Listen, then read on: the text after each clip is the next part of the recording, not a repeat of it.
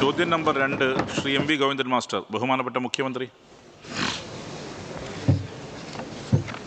Sir, എയും ബിയും സംസ്ഥാന രൂപീകരണത്തിന് ശേഷം വിദ്യാഭ്യാസ, ആരോഗ്യ, സാമൂഹ്യ സുരക്ഷാ മേഖലകളിൽ നമ്മുടെ നാട് കൈവരിച്ച നേട്ടങ്ങൾ ആഗോള ശ്രദ്ധ പിടിച്ചുപറ്റിയിട്ടുണ്ട്. സാമൂഹ്യ വികാസത്തിലും വ്യാവസായിക മുന്നേറ്റത്തിലും നൂതന സാങ്കേതിക വിദ്യാ രംഗത്തും അടിസ്ഥാന സൗകര്യ വികസനത്തിലുമെല്ലാം നാം കൈവരിച്ച നേട്ടങ്ങൾ ലോകത്തിനു മുൻപിൽ അവതരിപ്പിക്കുന്നതിനായാണ് കേരളീയം എന്ന സവിശേഷ പരിപാടിക്ക് രൂപം നൽകിയത്. ലോകം ചർച്ച ചെയ്ത കേരള മാതൃക, സംസ്ഥാനത്തിൻ്റെ ഭാവി ആവശ്യങ്ങൾ, ഭാവി കേരളം എങ്ങനെയായിരിക്കണമെന്ന ആലോചനകളും കേരളത്തിൻ്റെ ഉദ്ദേശമാണ്. അതിൻ്റെ ആദ്യ പതിപ്പാണ് 2023 നവംബറിൽ സംഘടിപ്പിച്ചത്. കേരളത്തിൻ്റെ പാരമ്പര്യവും സംസ്കാരവും തന്മയഭാവത്തോടെ അവതരിപ്പിക്കുന്ന വികസന സാംസ്കാരിക മഹോത്സവമായി കേരളീയം മാറി.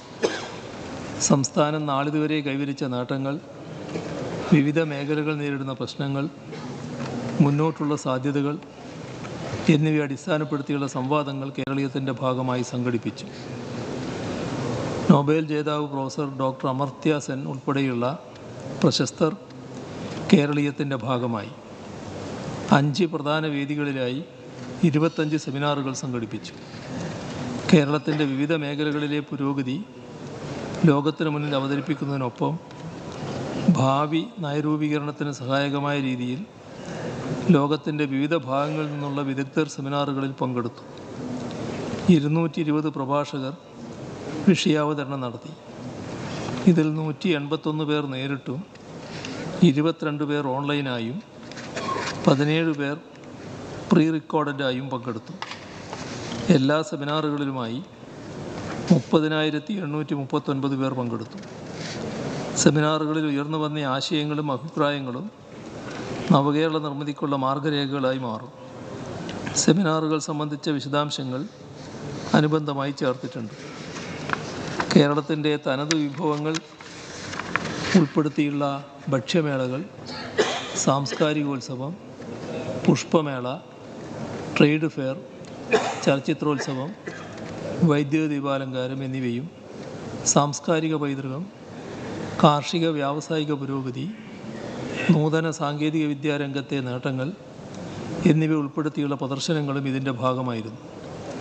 ഉദ്ഘാടന സമ്മേളനത്തിലും സമാപന സമ്മേളനത്തിലുമായി 40,000-ഓളം പേരും 7 ദിവസത്തെ വിവിധ പരിപാടികളിലായി ലക്ഷക്കണക്കിന് ആളുകളും പങ്കെടുത്തു.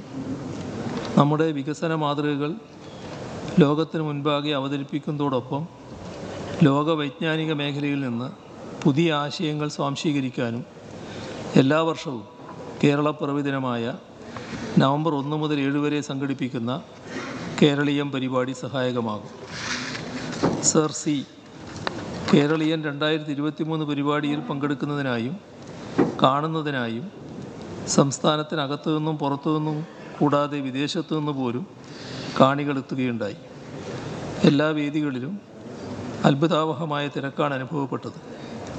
ഇത്തരത്തിലുള്ള അഭൂതപൂർവമായ ജനപങ്കാളിത്തവും അനുകൂലമായ പൊതുജനാഭിപ്രായവും പരിഗണിച്ച് ലോകമെമ്പാടുമുള്ള മലയാളികൾക്ക് ഒരുമിച്ച് ആഘോഷിക്കാൻ ഇനി മുതൽ മലയാളത്തിൻ്റെ മഹോത്സവമായി കേരളീയം വരും വർഷങ്ങളിലും സംഘടിപ്പിക്കുവാനാണ് സർക്കാർ ഉദ്ദേശിക്കുന്നത്. കേരളീയൻ 2024 ചീഫ് സെക്രട്ടറി ചെയർമാനായി ഉദ്യോഗസ്ഥലത്തിലൊരു ഓർഗനൈസിംഗ് കമ്മിറ്റിയും ഇതിനോടകം സർക്കാർ രൂപീകരിച്ചിട്ടുണ്ട്. Shri M V Govindan master. Sir, നവകേരള സൃഷ്ടിക്കായുള്ള കേരള മാതൃകയിൽ കേരളം ഇന്നേ വരെ നേടിയിട്ടുള്ളതും ഇനി നേടാൻ ആഗ്രഹിക്കുന്നതുമായിട്ടുള്ള തലങ്ങളെ കൂട്ടി യോജിപ്പിച്ച് ഇത്തരത്തിലുള്ള ഒരു പരിപാടി സംഘടിപ്പിക്കുകയും UDF നേതൃത്വം ബഹിഷ്കരിച്ചു എന്ന് പ്രഖ്യാപിക്കുകയും UDFകാരെല്ലാം പങ്കെടുക്കുകയും ചെയ്ത ഒരു ബൃഹത്തായ പദ്ധതിയായിട്ടാണ് ആ പരിപാടി മാറിയിട്ടുള്ളത്. കേരളം നെഞ്ചേറ്റിയ ആ പരിപാടി കേരള പിറവിയുടെ വാർഷിക പരിപാടി എന്ന നിലയിൽ ഇനി അങ്ങോട്ട് ലോകം ശ്രദ്ധിക്കുന്ന പരിപാടിയായിട്ട് കലണ്ടറിൽ ലോകത്തെവിടെയുള്ള മനുഷ്യർക്ക് കേരളത്തിലേക്ക് വരേണ്ടുന്ന, ലോകം ശ്രദ്ധിക്കേണ്ടുന്ന വളരെ പ്രധാനപ്പെട്ട 52 സ്ഥലങ്ങളിൽ ഒന്നായിട്ട് കേരളത്തെ കണ്ടിട്ടുണ്ട്. ടൂറിസ്റ്റ് ഭൂപടത്തിൽ ഏറ്റവും പ്രധാനപ്പെട്ട സ്ഥാനം അതിനുണ്ട്. അത് വെച്ചുകൊണ്ട് ടൂറിസം ഉൾപ്പെടെയുള്ള, വിദേശ ടൂറിസം ഉൾപ്പെടെയുള്ള എല്ലാവരെയും ആകർഷിക്കാൻ സാധിക്കുന്ന ഒരു സ്ഥിരം കലണ്ടറായി ഇതിനെ കൈകാര്യം ചെയ്ത് മുമ്പോട്ടേക്ക് കൊണ്ടുപോകാൻ ആവശ്യമായ നിലപാട് സ്വീകരിക്കുമോ? ബഹുമാനപ്പെട്ട CM. സർ, കേരളീയം നാം ഉദ്ദേശിച്ചതുപോലെ തന്നെ ജനങ്ങളാകെ പങ്കാളിത്തം വഹിച്ച ഒരു പരിപാടിയായിട്ടാണ് മാറിയത്. നമ്മുടെ നാട് ഒരു ഭേദചിന്തയുമില്ലാതെ ആ പരിപാടികൾക്ക് ഒഴുകിയെത്തുകയായിരുന്നു. ആകെയുണ്ടായ ഒരു വിഷമം ഈ നവംബർ 1 നമ്മളിപ്പോഴത്തെ സമയത്ത് കുറച്ച് മഴ കൂടുതൽ ഉണ്ടാകുന്നൊരു സമയമായി മാറുന്നുണ്ട്. അതിൻ്റേതായൊരു പ്രയാസം ഉണ്ടായി എന്നുള്ളതല്ലാതെ, എന്നാൽ മഴയെല്ലാം അവഗണിച്ചുകൊണ്ട് തന്നെ വൻ ജനപങ്കാളിത്തമാണ് ഓരോ പരിപാടികൾക്കും ഉണ്ടായത്. ഇത് ഒരു സ്ഥിരമായ പരിപാടിയായി നിലനിർത്താൻ നമുക്ക് കഴിയണം എന്ന് തന്നെയാണ് ഉദ്ദേശിക്കുന്നത്. കാരണം കേരളത്തെ ലോകസമക്ഷം അവതരിപ്പിക്കാൻ കഴിയുന്നൊരു പരിപാടിയാണിത്. അതോടൊപ്പം നമ്മുടെ നാട് ഇന്നുള്ളിടത്ത് നിന്ന് ഇനിയും മുന്നോട്ട് പോകേണ്ടതുണ്ട്. ആ മുന്നോട്ട് പോക്ക് എങ്ങനെയെന്ന് നമുക്ക് ചില അഭിപ്രായങ്ങളുണ്ടാവും. എന്നാൽ അത് സംബന്ധിച്ച് അഭിപ്രായം പറയാനുള്ള വിദഗ്ധർ ലോകത്തിൻ്റെ പല ഭാഗങ്ങളിലുണ്ട്. അത്തരം ആളുകൾ കൂടി പങ്കെടുക്കുന്ന സെമിനാറുകളും മറ്റ് പരിപാടികളും നമ്മുടെ ഭാവി പരിപാടികൾ ആസൂത്രണം ചെയ്യുന്നതിന് സഹായകമാകും. അതോടൊപ്പം കേരളത്തിൽ നല്ല തോതിലാണ് ടൂറിസം അഭിവൃദ്ധിപ്പെട്ടു വരുന്നത്. അപ്പോൾ ടൂറിസത്തിൻ്റെ ഇനിയുള്ള മുന്നോട്ടുള്ള യാത്രക്കും ഈ പരിപാടി സഹായകമാകുമെന്ന് തന്നെയാണ് കാണുന്നത്. അതെല്ലാം വെച്ചുകൊണ്ട് കൂടുതൽ നല്ല രീതിയിൽ പരിപാടി നടത്താനാണ് ഉദ്ദേശിക്കുന്നത്. ഈ കഴിഞ്ഞ തവണ ഔപചാരികമായി ബഹിഷ്കരിച്ചു എന്ന് തീരുമാനിച്ചവരും ഇനിയുള്ള പരിപാടികളിൽ തുറന്ന് പങ്കെടുക്കുമെന്ന് തന്നെയാണ് പ്രതീക്ഷിക്കുന്നത്. Second question. സർ, കേരള വികസന മാതൃക ലോകശ്രദ്ധയിൽ കൊണ്ടുവരുന്നതിനോടൊപ്പം കക്ഷി രാഷ്ട്രീയ അതിർവരമ്പുകൾ ഉല്ലംഘിച്ച് കേരളത്തിലെ മുഴുവൻ മനുഷ്യരുടെയും ഒരു സാംസ്കാരിക മഹോത്സവമാക്കി മറ്റ് സർവതല സ്പർശിയായ രീതിയിലുള്ള ഫലപ്രദമായ ഒരു ബന്ധപ്പെടലാക്കി ഇതിനെ മാറ്റുന്നതിന് നടപടി സ്വീകരിക്കുമോ? സർ, തീർച്ചയായും ആ തരത്തിലുള്ള ഒരു പരിപാടിയായിട്ട് തന്നെയാണ് ഉദ്ദേശിക്കുന്നത്. നമ്മുടെ സാംസ്കാരിക രംഗം, വിവിധ കലാകാരന്മാർ, സാഹിത്യരംഗത്തുള്ളവർ എല്ലാം ഈ പരിപാടിയുടെ ഭാഗമായി മാറാൻ പ്രത്യേകം ശ്രദ്ധിച്ചിട്ടുണ്ട്. അതിനിയും ആ തരത്തിൽ തന്നെ കൂടുതൽ നല്ല പങ്കാളിത്തത്തോടെ കൂടുതൽ മെച്ചപ്പെട്ട രീതിയിൽ നടത്താൻ സാധിക്കുമെന്ന് തന്നെയാണ് പ്രതീക്ഷിക്കുന്നത്. ശ്രീ DK മുരളി.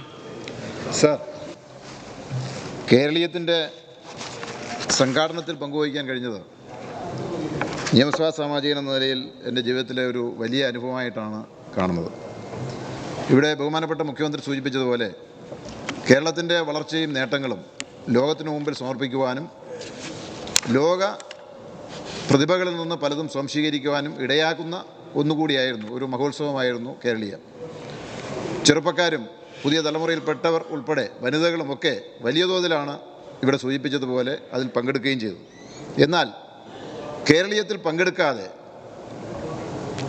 അകലെ നിന്ന് മാത്രം നോക്കിക്കണ്ട് ദോഷൈക ദൃക്കുകളായ ചിലർ കേരളീയം ധൂർത്താണ് എന്നൊരാക്ഷേപം ഉന്നയിക്കുന്നു. അത് സംബന്ധിച്ച് ഗവൺമെന്റിന്റെ നിലപാടെന്താണ്? ബഹുമാനപ്പെട്ട CM നിലപാട്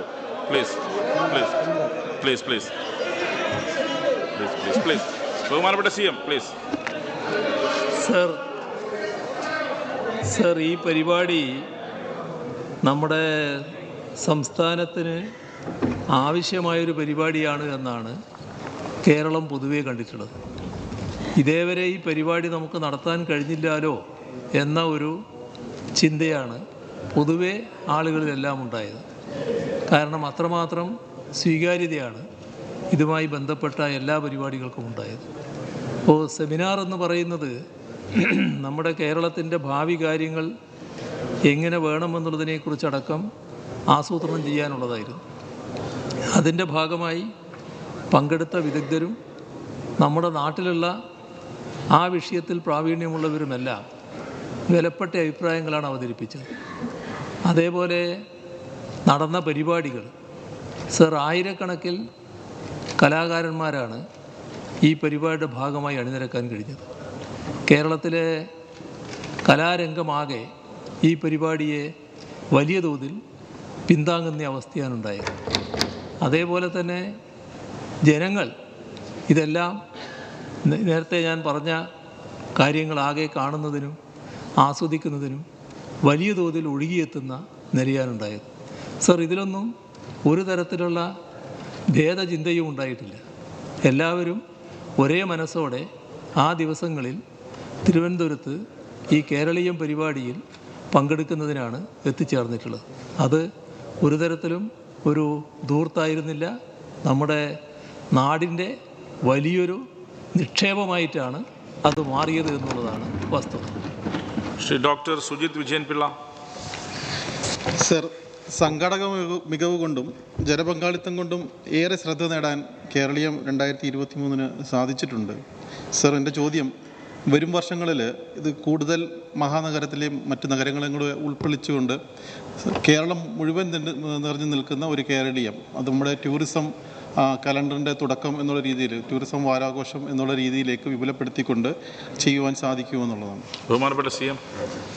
സർ, അടുത്ത വർഷത്തെ കേരളീയം എങ്ങനെയെന്നുള്ളതിനെക്കുറിച്ച് ഒരു ആലോചന നടന്നു കഴിഞ്ഞിട്ടില്ല.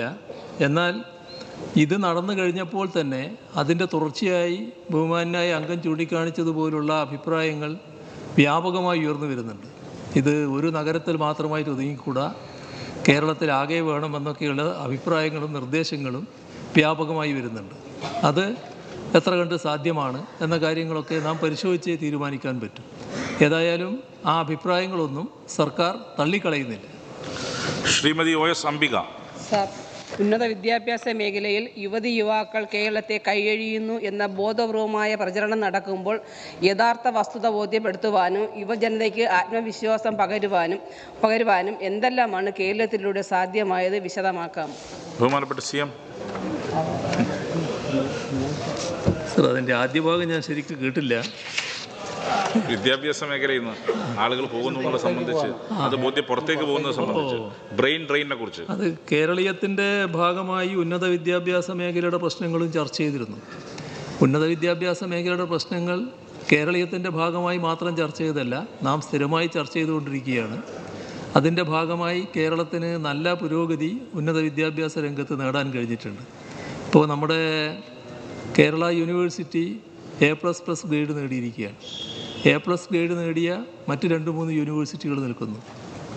അതോടൊപ്പം A++ നേടിയ ഒട്ടേറെ കലാലയങ്ങൾ, സ്ഥാപനങ്ങൾ നിൽക്കുന്നു. A+ നേടിയ മറ്റൊട്ടേറെ കോളേജുകൾ നിൽക്കുന്നു. അങ്ങനെ നമ്മളൊരു പുരോഗതിയുടെ പാതയിലാണ്. അതിൻ്റെ ഭാഗമായി തന്നെ വലിയ തോതിൽ പുതിയ കോഴ്സുകൾ വന്നിരിക്കുന്നു. അന്തരീക്ഷമാകെ ഉന്നത വിദ്യാഭ്യാസ മേഖലയിൽ മാറുകയാണ്. സർ, ഇവിടെ നാം കാണേണ്ടത്, നമ്മുടെ കേരളീയത്തിൻ്റെ ഭാഗമായി നമ്മളൊരു വിദേശത്ത് നിന്ന് ഇവിടെ വന്ന് പഠിക്കുന്ന കുട്ടികളുടെ ഒരു സംഗമം നടത്തിയിരുന്നു. ആശ്ചര്യകരമായിരുന്നു. ധാരാളം ആളുകളാണ് ആ സംഗമത്തിലുണ്ടായത്. ഇത്രയധികം കുട്ടികൾ ഇവിടെ പഠിക്കുന്നുണ്ടോ എന്ന് അപ്പോൾ കണ്ടപ്പോഴാണത് മനസ്സിലാകുന്നത്. അപ്പോൾ ഇത് ഇപ്പോഴുള്ളതാണ്. എന്നാൽ ഇനിയുള്ള നാളുകളിൽ നമ്മളെ നാട്ടിനെപ്പറ്റി എപ്പോഴും ഈ വല്ലാതെ എങ്ങനെയെങ്കിലും ഇതൊന്ന് തകർന്നു കിട്ടണേ എന്നൊരു മനസ്സും കൊണ്ട് നടന്നാൽ ഇങ്ങനെ ചില ഗീതങ്ങൾ സ്വാഭാവികമായിട്ട് ചിലപ്പോൾ ഉണ്ടായി വരും. സർ, നമ്മുടെ നാട് മാറുകയാണ്, നമ്മുടെ നാട് പുരോഗമിക്കുകയാണ്. നാം എല്ലാവരും ഈ നാട് കൂടുതൽ മെച്ചപ്പെടണമെന്ന് ആഗ്രഹിക്കുകയാണല്ലോ വേണ്ടത്. എന്തിനാണ് ഇങ്ങനെയൊരു നിഷേധാത്മക സമീപനവും കൊണ്ട് നടക്കുന്നത് എന്നാണ് എനിക്ക് മനസ്സിലാകാത്തത്. സർ, ഇവിടെ ഇതെല്ലാം നാടിനല്ലേ ഗുണം പിടിക്കുന്നത്. നമ്മുടെ നാടിൻ്റെ ഉന്നത വിദ്യാഭ്യാസ മേഖല വളർന്നു വരുമ്പോൾ അത് നാടിൻ്റെ വലിയ മാറ്റമല്ലേ കുറിക്കുക. ഇവിടെ എല്ലാ സൗകര്യങ്ങളും ഒത്തിണങ്ങുകയല്ലേ. ആ ഒത്തിണങ്ങുന്നതിന് വേണ്ടിയല്ലേ നമ്മൾ ശ്രമിച്ചുകൊണ്ടിരിക്കുന്നത്. അത്തരം സൗകര്യങ്ങൾ ഒരുക്കുന്നതിനല്ലേ നമ്മൾ ശ്രമിച്ചുകൊണ്ടിരിക്കുന്നത്. അതിൻ്റെ ഭാഗമായി നമ്മുടെ സംസ്ഥാനത്തേക്ക് സംസ്ഥാനത്തിന് പുറത്തു നിന്നും രാജ്യത്തിന് പുറത്തു നിന്നും കുട്ടികൾ ഇങ്ങോട്ട് വരാൻ പോവുകയാണ് പഠിക്കാൻ. എന്നാൽ നാം കാണേണ്ടത് നമ്മുടെ നാട്ടിൽ നിന്ന് സംസ്ഥാനത്തിന് പുറത്തോ രാജ്യത്തിന് പുറത്തോ പോകുന്ന കുട്ടികളെ ആകെ നിരോധിക്കാനൊന്നും നമുക്ക് കഴിയില്ല. കുട്ടികൾക്കെല്ലാം ഇപ്പോൾ ഓരോ അഭിപ്രായങ്ങളുണ്ട്. അവരുടെ ഉള്ളം കയ്യിലാണ് ലോകം. അവർക്കറിയാം എവിടെ പഠിക്കണം, എങ്ങനെ പഠിക്കണം എന്നതിനെക്കുറിച്ച്. ആ അഭിപ്രായങ്ങൾ ചെറുപ്രായത്തിൽ തന്നെ അവർ രൂപപ്പെടുത്തിയെടുക്കുകയാണ്. അതിൻ്റെ ഭാഗമായി രക്ഷിതാക്കളെയും അവർ മാറ്റുകയാണ്. ആ തരത്തിൽ ധാരാളം കുട്ടികൾ പുറത്തു പോകുന്നുണ്ട്. അത് നമ്മുടെ കേരളത്തിൽ മാത്രമല്ല, രാജ്യത്താകെയുള്ളൊരവസ്ഥയാണ്. നാം അതിന് നേരിടേണ്ടത് എങ്ങനെയാണ്? നമ്മുടെ ഉന്നത വിദ്യാഭ്യാസ മേഖലയുടെ കഴിവുകൾ വർദ്ധിക്കണം, ആ രംഗം കൂടുതൽ പ്രാപ്തമാക്കണം, എല്ലാ രീതിയിലും മികവുറ്റതാക്കണം. മികവാർന്ന ഉന്നത വിദ്യാഭ്യാസ മേഖലയാണ് നാം ഉദ്ദേശിക്കുന്നത്. ആ ഘട്ടത്തിലും ചിലർ പുറത്തു പോയി എന്ന് വരും.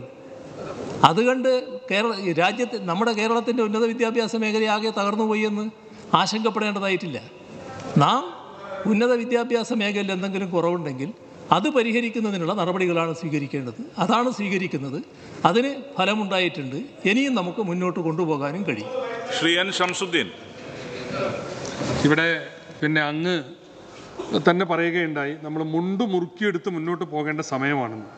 സർ, നമ്മുടെ സംസ്ഥാനം കടുത്ത സാമ്പത്തിക പ്രതിസന്ധിയിലൂടെ കടന്നുപോയിക്കൊണ്ടിരിക്കുകയാണ്.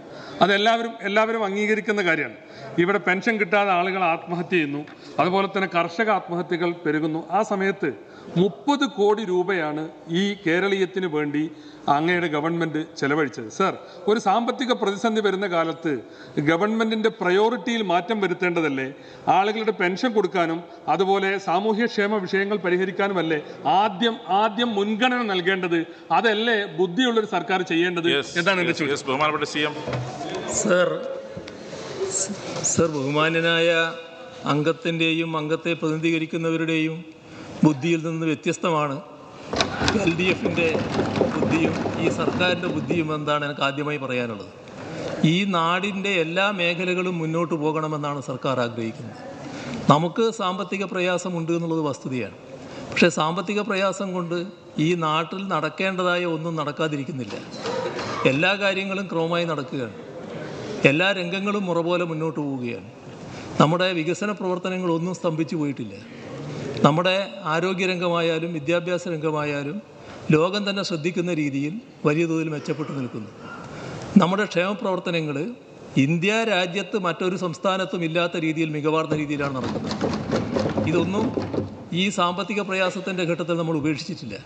അതിൻ്റെതായ പ്രയാസങ്ങളുണ്ട് എന്നുള്ളത് ശരിയാണ്. അതിൻ്റെ ഭാഗമായി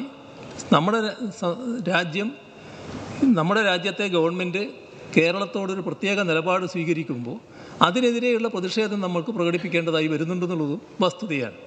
എന്നാൽ നമുക്ക് നമ്മുടേതായ പ്രവർത്തനങ്ങൾ നിർത്തിവെക്കാൻ പറ്റില്ല. നമ്മുടെ നാടിന് മുന്നോട്ട് പോകാനുള്ള ആസൂത്രിതമായ ശ്രമങ്ങൾ അത് ഉപേക്ഷിക്കാനും പറ്റില്ല. അതിൻ്റെ ഭാഗമാണ് കേരളീയം. അത് വെറും ഒരാഘോഷ പരിപാടി മാത്രമായിരുന്നില്ല.